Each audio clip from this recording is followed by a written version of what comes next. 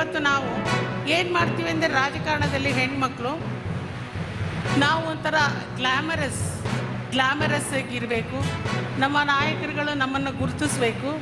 ನಮ್ಮ ನಾಯಕರಿಗೆ ನಾವು ಭಾಳ ಒಬೀಡಿಯೆಂಟ್ ಆಗಿರಬೇಕು. ಇದು ಜಾಸ್ತಿ ಆಗಿದೆ. ಇದನ್ನು ಬಿಡಬೇಕು. ಇದನ್ನು ಎಲ್ಲಿವರೆಗೂ ನೀವು ಬಿಡೋದಿಲ್ಲ. ರಾಜಕೀಯದಲ್ಲಿ ಹಲ್ಲು ಕಿರ್ಕೊಂಡು ಹೋಗೋದು ಅಂತ ನಾನು ಹೇಳ್ತೀನಿ. ಹಲ್ಲು ಕಿರಿಯೋದು ಬಿಡಬೇಕು. ನಾವು ನಮ್ಮ ಸುತ್ತಮುತ್ತಲಿನ ಜನರಿಗೆ ಸಹಾಯ ಮಾಡ್ತಾ ಇದ್ದರೆ, ಅಥವಾ ಓಲ್ಡ್ ಏಜ್ ಹೋಮ್ನರ್ ಇರ್ಬೋದು, ಅಥವಾ ಹ್ಯಾಂಡಿಕ್ಯಾಪ್ ಇರ್ಬೋದು, ಈಗ ಬಂದಿರುವ ಗ್ಯಾರಂಟಿಯಲ್ಲಿ 2,000 ಅವ್ರಿಗೆ ಲಿಂಕು ಮಾಡಿ ಅವ್ರಿಗೆ ಸಹಾಯ, ಇದೆಲ್ಲ ಮಾಡಿದರೆ ಹೆಣ್ಮಕ್ಳು ನಾವು ಹೇಳ್ದಂಗೆ ಕೇಳ್ತಾರೆ. ಯಾವ ನಾಯಕರಿದ್ದಾರೆ ಚುನಾವಣೆ ಟೈಮಲ್ಲಿ ನಮಗೆ ಬಂದು ಹಲ್ಲು ಕಿರಿಬೇಕು, ನಮ್ಮನ್ನು ಬಂದು ಬೇಡಬೇಕು, ಅಮ್ಮ ನಿನ್ನ ಸಹಾಯ ಬೇಕಮ್ಮ, ಹಾಂ ಇದೊಂದು ಸಾರಿ ನೀನು ಸಹಾಯ ಮಾಡುವ. ಹಣಕ್ಕೋಸ್ಕರ ಓಟ್ ಹಾಕೋದಲ್ಲ, ಹಣಕ್ಕೋಸ್ಕರ ನಾವು ರಾಜಕೀಯ ಮಾಡೋದಲ್ಲ. ಇದನ್ನು ನಾವು ಎಲ್ಲಿವರೆಗೂ ಅರ್ಥ ಮಾಡಿಕೊಳ್ಳೋದಿಲ್ಲ, ರಾಜಕೀಯದಲ್ಲಿ ವಿಚಾರ ಮಾಡೋದಿಲ್ಲ, ನಡೆದುಕೊಳ್ಳೋದಿಲ್ಲ, ಅಲ್ಲಿವರೆಗೂ ಕರಿಬೇವೆ. ಉಪ್ಪಿನಕಾಯಿ ನೆಂಚ್ಕೊಳ್ತೀವಲ್ಲ, ಒಂದು ಸೈಡಿಗೆ ಇರಲಿ ಅಂತ ಹಾಗೆ ಇಟ್ಟಿರ್ತಾರೆ.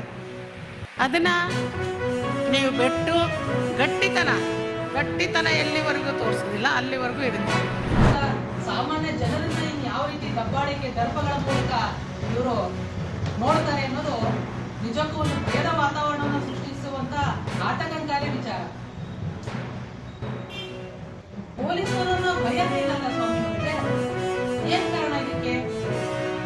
ಪೊಲೀಸ್ ಇಲಾಖೆಯನ್ನ ತಮ್ಮ ಕೈಗೊಂಬೆಯನ್ನಾಗಿ ಮಾಡ್ಕೊಂಡಿರೋದೇ ಇದಕ್ಕೆ ನೇರವಾಗಿ ಕಾರಣ ಅಂತ ಹೇಳಿದ್ರೆ ತಪ್ಪಾಗ್ಲಿಕ್ಕಿಲ್ಲ.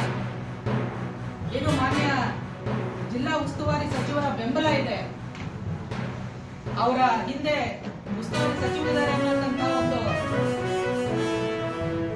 ಉದ್ದೇಶವನ್ನು ಇಟ್ಕೊಂಡು ಅವರು ಈ ತರದ ಕಾನೂನು ಬಾಹಿರ ಚಟುವಟಿಕೆಗಳಲ್ಲಿ ತೊಡಕೊಂಡಿದ್ದಾರೆ.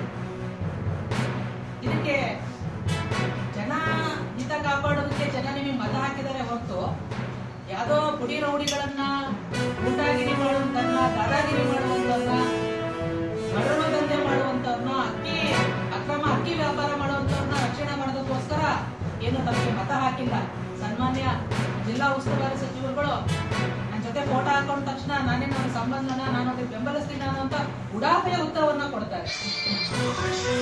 ಈಗಾಗಲೇ ನಾವು ಗಮನಿಸಿದಂಗೆ ಅವರ ಆಪ್ತ ವಲಯದಲ್ಲಿ, ಸನ್ಮಾನ್ಯ ಜಿಲ್ಲಾ ಉಸ್ತುವಾರಿ ಸಚಿವರ ಆಪ್ತ